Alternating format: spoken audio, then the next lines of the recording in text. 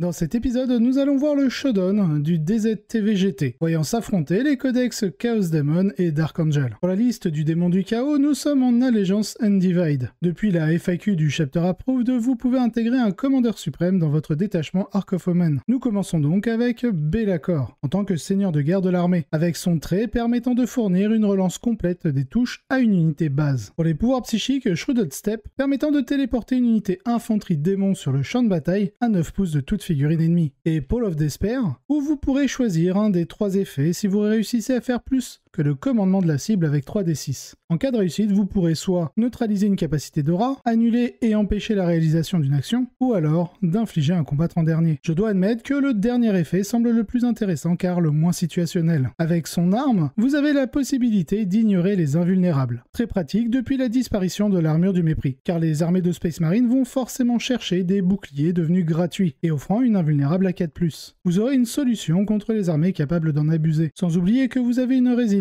importante. Vous annulez les relances pour toucher, tout en appliquant un malus de -1 pour être touché et blessé, et en réduisant les dégâts subis de -1 contre les attaques à distance. Continuons avec les QG. Nous avons un Fluxmaster équipé d'un Staff of Change, très létal pour son coup. Du côté de la relique, on a The Endless Grimoire. Le porteur pourra lancer une action au début de la phase de tir. Celle-ci sera complétée au début de sa prochaine phase de commandement, et lorsque l'action sera validée, vous pourrez choisir un pouvoir dans la discipline pandaïmonique, que votre personnage connaîtra jusqu'à la fin de la bataille en plus des sorts qu'il a déjà. Ce sera une action que vous lancerez au premier tour pour aller chercher un sort supplémentaire, pouvant favoriser certains match-ups. En parlant des pouvoirs psychiques, il connaît Infernal Flame, offrant un bonus de +1 pour blesser à une unité base de Tzeentch. Et devinez quoi? Bien entendu, la liste en sera pourvue. D'ailleurs, ce bonus se fiabilise très bien avec la relance des 1 pour blesser qu'offre le personnage. Pour ce qui est du second pouvoir, j'ai un certain doute dans la possibilité de l'avoir sur ce personnage. Car la liste n'étant pas disciple de Be'lakor, je ne pense pas qu'il puisse avoir accès à la discipline Noctis, et donc de prendre Shrouded Step. Je vous informe simplement que c'est écrit tel quel sur la liste du joueur. N'hésitez pas à me confirmer s'il y a une coquille, car je n'ai rien trouvé qui lui permettait de connaître ce sort. En second choix, nous avons Skarbrand, un autre personnage pouvant ignorer les invulnérables grâce à son arme. Il est immunisé au pouvoir psychique, et il entre en synergie avec la capacité de Be'lakor, qui s'accumule avec Daemonic Terror, afin de réduire le commandement des unités adverses. Cela permettra à Skarbrand d'empêcher les unités engagées contre lui de se désengager. Ensuite, nous avons le Skulltaker, qui lui aussi annule les invulnérables avec son arme PA-3 dégâts 3. Parfait pour détruire du Terminator. Je dois avouer qu'au moment où je lis cette liste, je me dis que la Deathwing va passer à une mauvaise bataille. Vous avez tout de même une relance complète des jets pour toucher et blesser lorsque vous affrontez un personnage. Pour les deux autres capacités, n'ayant pas d'unité corne base ou de Bloodletter, vous ne pourrez pas vraiment en profiter, vous basant simplement sur la létalité pure et simple de ces statistiques. Pour quatrième et dernier QG, nous avons un Transweaver,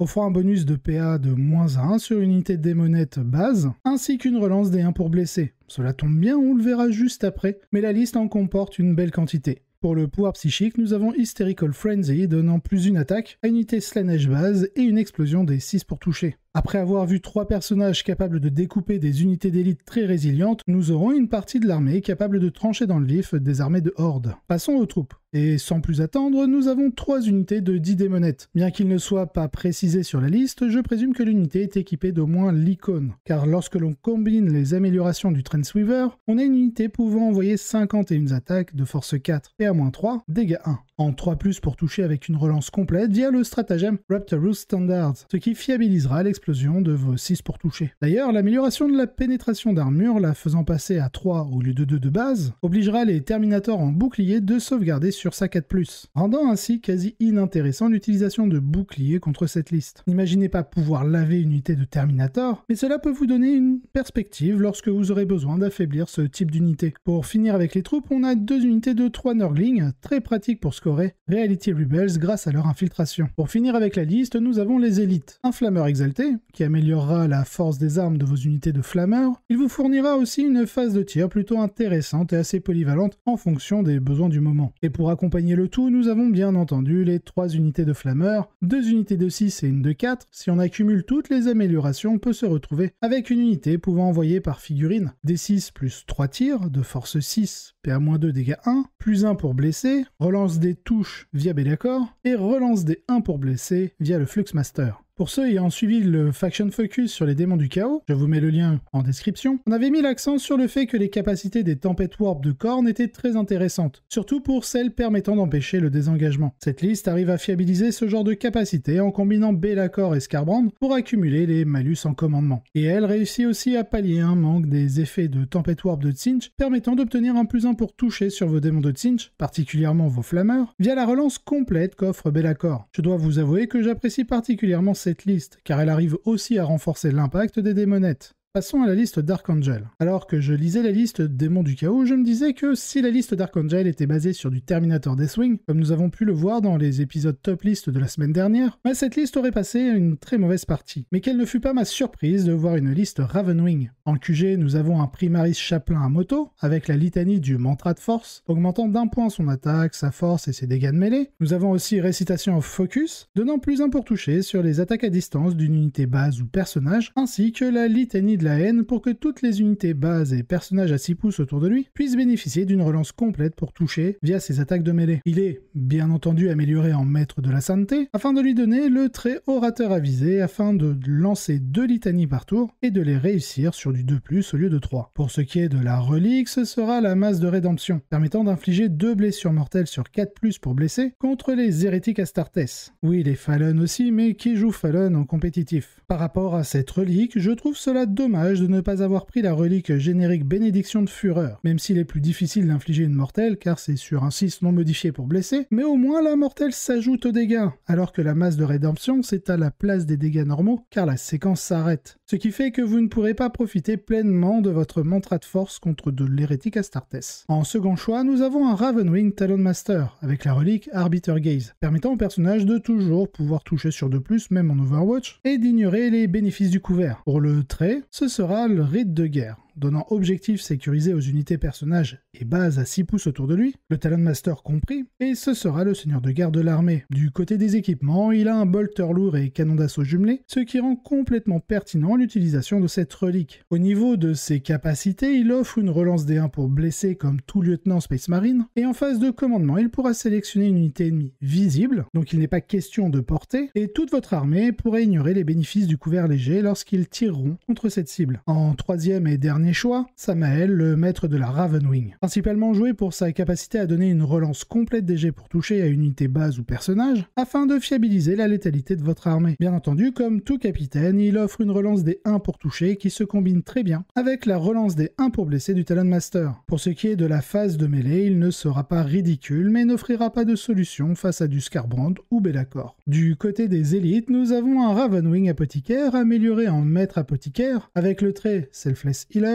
permettant de ranimer une figurine. Très pratique sur des Ravenwing Black Knight. Bien entendu, comme tout apothicaire, pour les chapitres ayant accès, il fournira une insensible générique de 6+, et la possibilité de soigner 2 figurines différentes de 3 points de vie. Ensuite, nous avons 2 unités de Ravenwing Black Knight, avec une unité de 10 et une autre de 5, tous équipés de Corvus Hammer. Devenus gratuits depuis un certain moment, mais à cause de leur pénétration de -1, n'étaient pas très efficaces durant la période de l'armure du mépris. Désormais que cette règle a disparu, les marteaux Corvus deviennent beaucoup plus intéressants qu'avant. En attaque rapide, nous avons 3 unités de 4 Bike Squad, dont une attaque Bike par unité. Toutes les unités sont équipées de 2 fuseurs et combi-fuseurs sur le sergent. Pour ce qui est des attaques Bike, nous en avons 2 en bolter lourd et une seule en multifuseur. L'intérêt de prendre des escouades de moto, c'est que vous profitez du fait d'être objectif sécurisé via la règle de deuxième compagnie, chose que vous n'avez pas de base avec une unité de moto d'assaut par exemple. Ensuite, nous avons 2 unités de Landspeeder Tornado, une unité de 3 et l'autre de 2, tous en multifuseur et canon d'assaut. Pour finir avec cette catégorie, un Ravenwing Dark Shroud en bolter lourd, c'est une unité défensive car elle infligera un malus de -1 pour toucher toutes les unités de votre armée à 6 pouces de celle-ci, elle-même comprise et uniquement contre les attaques à distance. On finit cette liste avec un volant, le Ravenwing Dark Talon. En plus d'accumuler la plupart des règles d'Aérodine, il pourra lâcher une Stasis Bomb une fois par bataille. Avec les nouvelles règles d'Aérodine, vous ne pourrez pas le faire avant le tour 3, mais cela permettra d'empêcher une unité ennemie de pouvoir désengager en plus de subir des 3 mortels. En dehors de cela, c'est une unité unités apportant pas mal de saturation via ses 2 bolters Hurricane, et une bonne génération de mortels avec son Rift Cannon. Car à partir du moment où vous réussissez à blesser votre cible, elle subira 3 blessures mortelles. Cette liste Ravenwing est terrifiante, par le potentiel de tir qu'elle représente dès le tour 1. Grâce à la super doctrine Dark Angel, elle dispose d'une portée spectaculaire dès le départ, via la doctrine Devastator, et d'une puissance de feu suffisante pour les hordes, ainsi que les grosses cibles, ce qui leur permet de maximiser très rapidement l'objectif Codex Warfare, contre presque n'importe quel adversaire. Presque étant le mot-clé ici, car malheureusement la liste des démons est aussi très résistante à ce plan qu'il est possible de l'être, et très prête à punir les Dark Angels s'ils essaient. Les flammeurs avec les relances complètes feront un sale boulot contre les motos et les landspeeders, tout en absorbant la plupart de la puissance de feu Dark Angel, grâce à l'invulnérable des démons de Tzeentch de 3+. Un grand nombre des menaces des Dark Angel ne sont pas corps, les landspeeders et le Dark Talon, et l'effet de la Tempête Warp Descending Shadow est exceptionnellement puissante pour atténuer l'impact de la seconde compagnie des Dark Angel. Dans cette mission, Datascryche Salvage, la Ravenwing a vraiment besoin d'épuiser rapidement les ressources de leur adversaire. Ils sont résistants au tir, mais ils ne sont pas construits pour disputer un large front, sans être capables de frapper un des flancs de leur adversaire. Et le risque que cela ne se produise pas ici est très élevé. Il y a aussi tellement d'astuces de mobilité dans la liste des démons qu'ils peuvent se déployer de manière assez conservatrice, et se déployer rapidement grâce aux téléportations ou au mouvement brut de certaines de leurs unités. Ils ont également de bien meilleurs plans passifs pour marquer des points de victoire. Les secondaires Space Marines sont considérablement améliorés, mais exigent certaines choses de la Ravenwing qu'ils ne sont pas bien placés pour le faire ici, surtout s'ils commencent en premier.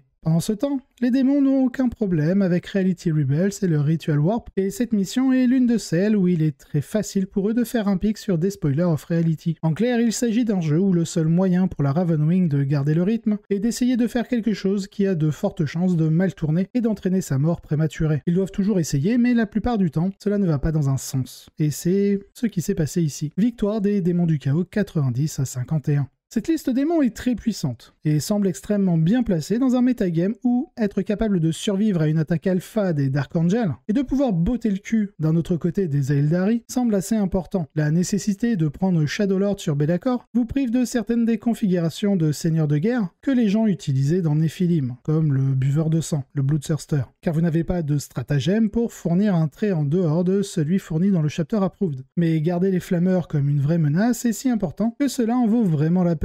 Be'lakor et Skarbrand sont bien sûr des tueurs terrifiants, et je peux attester que lorsque cette liste commence à fonctionner, vous commencez à perdre votre armée à une vitesse impressionnante. Bref, bravo pour cette victoire. Entre cette liste et les lives du LVO, je vois des démons un peu partout. Trêve de plaisanterie. Passons au best of the rest. En deuxième place, nous avons J.C. Baron en Dark Angel, Ravenwing aussi. Troisième place, Miriam Hall en Grey Knight en Pression Breath Run. Quatrième place, nous avons James One Wing Grover en Azuriani, c'est un des membres de Gunhammer. En cinquième place, nous avons Matt Arvida en Dark Angel que nous avons vu dans le Shodown, donc en Ravenwing aussi. Sixième place, Rowan Farmer en Azuriani avec une liste Hail of Doom.